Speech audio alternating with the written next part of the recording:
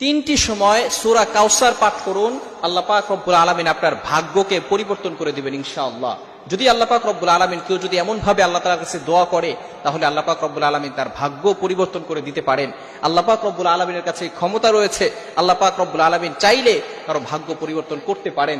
এজন্য আমরা আল্লাহ তাআলার প্রতি পূর্ণ ইয়াকিন রেখে তারপরে এই কাজটা করতে পারবো।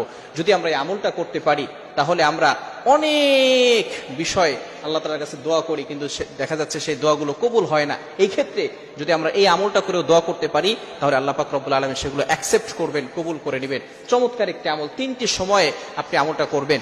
এটি হচ্ছে 3 দিন, অর্থাৎ বৃহস্পতিবার, শুক্রবার আর শনিবার, এই 3 দিন আমলটি করতে হবে, সূরা কাউসারের আমল। আমলটি কিভাবে করবেন?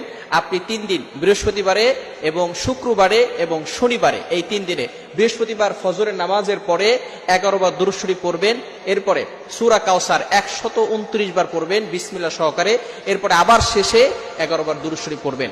এটা ফজরের নামাজের পরে একবার আমল করবেন, এরপরে আসরের নামাজের পরে আবার এই আমলটা করবেন, অর্থাৎ 11 বার দুরূদ শরীফ পড়বেন, এরপরে আপনি 129 বার সূরা কাউসার পাঠ করবেন, এরপরে আপনি 11 বার দুরূদ শরীফ পড়বেন।